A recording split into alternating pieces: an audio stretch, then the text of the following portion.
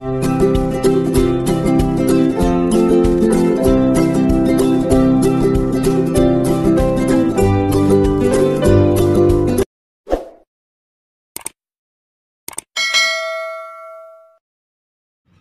dan selamat pagi buat anak-anak teacher yang ada di rumah. Hari ini kita akan belajar tematik 5B untuk subtema 1, pembelajaran 3 dan 4. Oke, kita masuk ke pembahasan yang pertama. Makna tanggung jawab. Tanggung jawab adalah kesadaran diri manusia terhadap semua tingkah laku dan perbuatan yang disengaja ataupun tidak disengaja. Di sini harus kita garis bawahi yang disengaja ataupun tidak disengaja. Jadi tanggung jawab itu kita lakukan bukan hanya ketika kita sengaja melakukan. Misalnya kita berantem dengan teman, kita pukul, teman kita terluka, maka sebagai rasa tanggung jawab kita harus mengobatinya. Tapi tanggung jawab itu juga berlaku ketika kita tidak sengaja membuat teman kita terluka. Misalnya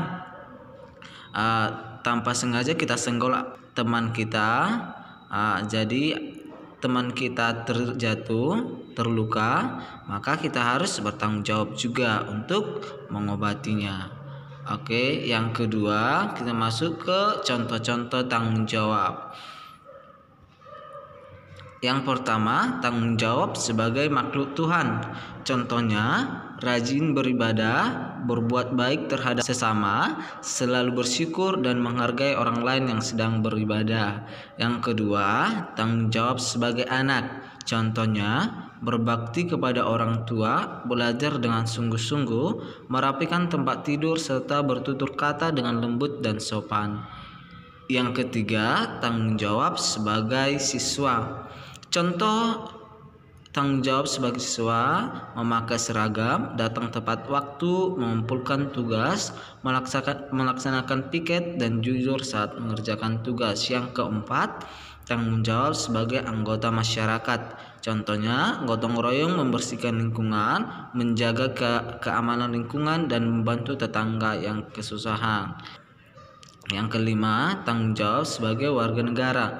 Contohnya, mematuhi peraturan yang ada, mencintai budaya negeri sendiri, dan menjaga nama baik Indonesia. Selanjutnya, jenis-jenis usaha dan kegiatan ekonomi. Beberapa kegiatan ekonomi berdasarkan bentang alam. Yang pertama, pertanian dan peternakan.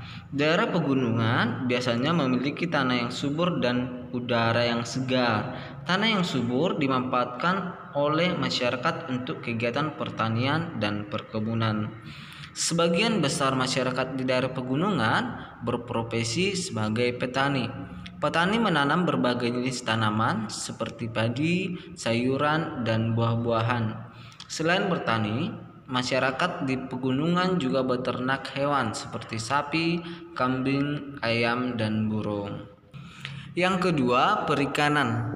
Di Indonesia umumnya dilakukan di perairan asin, perairan payau, dan perairan tawar.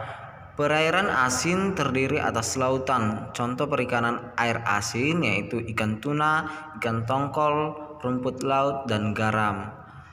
Perairan payau berupa tambak di daerah pesisir yang perairannya merupakan campuran air asin dan air tawar. Contoh perikanan air payau yaitu ikan bandeng, ikan kerapu, ikan patin, dan ikan kakap. Perairan tawar terdiri atas sungai, waduk, empang, danau, dan rawa. Contoh perikanan air tawar yaitu ikan mas, lele, dan gurami. Yang ketiga adalah kehutanan. Hutan memiliki banyak manfaat bagi manusia. Masyarakat yang tinggal di sekitar hutan memanfaatkan kayu dari hutan untuk membangun rumah, membuat kayu bakar, dan membuat industri peralatan rumah tangga. Yang keempat, pertambangan.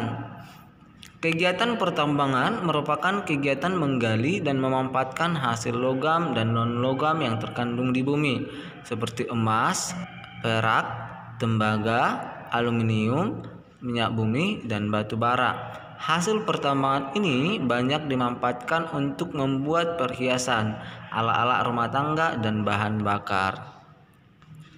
Yang kelima, perindustrian. Industri adalah kegiatan mengolah bahan mentah menjadi bahan setengah jadi atau barang siap pakai. Kegiatan industri banyak terdapat di dataran rendah. Jenis industri yang bermunculan diantaranya adalah industri kecil, sedang, dan besar. Yang keenam adalah perdagangan. Perdagangan ataupun perniagaan adalah kegiatan tukar menukar barang atau jasa atau keduanya yang berdasarkan kesepakatan bersama. Perdagangan Indonesia tidak hanya mencakup wilayah Indonesia saja, tetapi mencakup seluruh dunia. Kegiatan perdagangan antar negara disebut kegiatan ekspor dan impor. Kegiatan ekspor artinya kegiatan mengirimkan barang dari dalam negeri ke luar negeri. Sedangkan impor kebalikannya dari luar negeri ke dalam negeri. Demikian pembahasan kita hari ini. Materinya singkat. Untuk tugasnya membuat catatan dari video. Kalau kita membuat catatan, hal-hal pentingnya aja ditulis, jadi jangan terlalu banyak. Yang kedua yaitu mengerjakan latihan halaman 18. Oke, selamat belajar dan selamat mengerjakan. Tuhan memberkati.